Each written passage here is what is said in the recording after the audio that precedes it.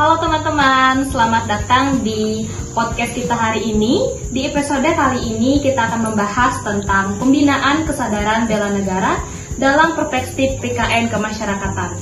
Bersama saya sudah ada 3 narasumber. Yang pertama ada pembahas, yang kedua ada ahli sosiologi, dan yang ketiga ada kritikus. Langsung saja kita mulai. Pertama, saya ingin ke pembahas. Sebenarnya apa sih yang dimaksud dengan PKN kemasyarakatan? Terima kasih. Jadi PKN kemasyarakatan itu adalah pendidikan kewarganegaraan yang tidak hanya berlangsung di sekolah atau di kampus, tetapi juga di masyarakat. Artinya, nilai-nilai seperti cinta tanah air, tanggung jawab sebagai warga negara, dan kesadaran bela negara itu dipelajari dan dipraktikkan langsung dalam kehidupan sehari-hari. Misalnya, melalui organisasi, komunitas, atau kegiatan sosial. Berarti tidak hanya teori ya, tapi juga praktik langsung di masyarakat.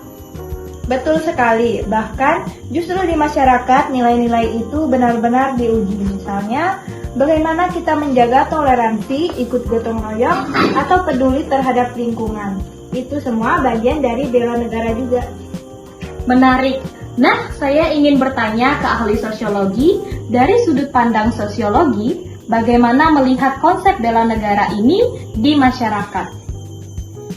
Kalau dilihat dari perspektif sosiologi, bela negara ini bukan soal hanya perang atau militer, tapi lebih luas lagi, yaitu bagaimana individu berperan dalam menjaga stabilitas sosial. Masyarakat yang sadar akan tanggung jawabnya akan menciptakan kehidupan yang harmonis. Kesadaran bela negara ini terbentuk melalui proses sosialisasi, baik melalui keluarga, sekolah, maupun lingkungan sosial.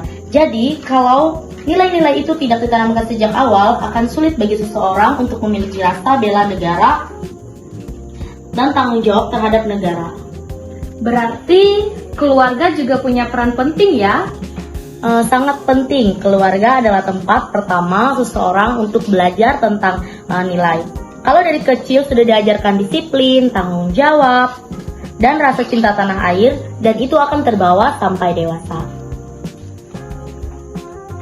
Baik, sekarang kita dengarkan pendapat dari kritikus. Apakah menurut Anda konsep bela negara yang ada sekarang sudah berjalan dengan baik?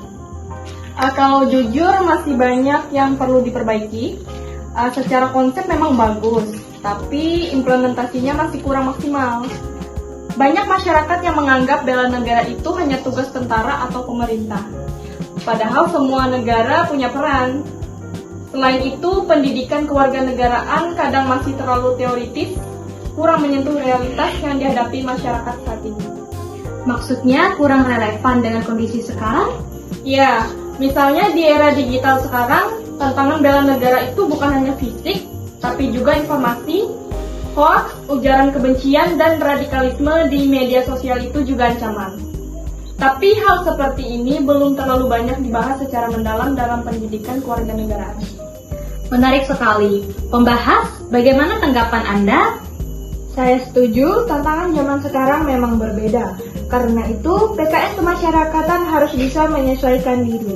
Misalnya dengan mengajarkan literasi digital, berpikir kritis, dan kemampuan memilah informasi.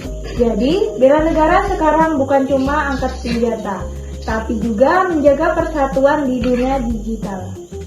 Ahli sosiologi, apakah perubahan ini juga mempengaruhi cara masyarakat memahami bela negara? Tentu saja. Masyarakat sekarang hidup di era globalisasi, di mana pengaruh luar itu sangat kuat. Kalau tidak punya identitas yang kuat, mudah sekali terpengaruh. Makanya, penting untuk memperkuat nilai-nilai kebangsaan, tapi dengan cara yang relevan dan tidak kaku. Harus disesuaikan dengan generasi muda yang sekarang ini. Berarti pendekatannya juga harus berbeda ya? Betul, misalnya melewati media sosial, konten kreatif, dan juga komunitas yang menarik. Jangan hanya lewat ceramah saja, karena itu kurang relevan bagi anak muda zaman sekarang atau generasi yang sekarang. Kritikus, apakah Anda melihat generasi muda sekarang kurang memiliki kesadaran bela negara? Bukan kurang, tapi mungkin cara mengekspresikannya berbeda. Generasi muda sekarang sebenarnya peduli, tapi mereka lebih suka cara yang praktis dan relevan. Pembahas, apakah PKN kemasyarakatan bisa menjembatani gap ini? Bisa, asalkan dijalankan dengan baik. PKN kemasyarakatan itu fleksibel karena terjadi di masyarakat.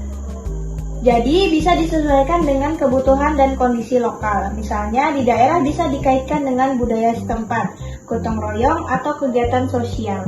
Itu lebih mudah diterima daripada hanya teori di kelas. Ahli sosiologi, apa dampak kalau kesadaran bela negara ini rendah di masyarakat? Ya, dampaknya cukup besar. Bisa terjadi konflik sosial, kurangnya solidaritas, bahkan disintegrasi kalau masyarakat tidak peduli satu sama lain. Negara akan lemah jika kekuatannya tidak berasal dari masyarakatnya. Kritikus, solusi apa yang bisa dilakukan untuk meningkatkan kesadaran bela negara? Yang pertama, pendidikan harus kontekstual dan relevan. Kedua, pemerintah harus memberi contoh yang baik, misalnya dalam hal keadilan dan transparansi. Yang ketiga, masyarakat juga harus aktif, jangan hanya menunggu bela negara, karena itu tanggung jawab bersama. Pembahas, ada tambahan? Saya menambahkan bahwa kolaborasi itu penting. Antara pemerintah, pendidikan, dan masyarakat harus saling mendukung. Kalau hanya satu pihak saja yang bergerak, hasilnya tidak akan maksimal. Baik, sebelum kita akhiri, saya ingin minta closing statement dari masing-masing narasumber. Ahli sosiologi terlebih dahulu. Baik, saya akan memberikan statement, yaitu bela negara itu bukan hanya kewajiban, tapi kebutuhan. Tanpa kesadaran itu, masyarakat akan mudah terpecah. Kritikus, konsepnya sudah bagus, tapi perlu diperbaiki dalam praktiknya agar relevan dengan zaman. Pembahas, PKN kemasyarakatan adalah kunci untuk membangun kesadaran bela negara yang nyata di kehidupan sehari-hari. baik, terima kasih untuk semua narasumber atas diskusinya yang sangat menarik. Dari pembahasan hari ini kita bisa simpulkan bahwa bela negara bukan hanya tugas pemerintah atau militer, tapi tanggung jawab kita semua sebagai warga negara, baik di dunia nyata maupun digital. Saya sebagai moderator pamit undur diri, sampai jumpa di podcast selanjutnya. Terima kasih.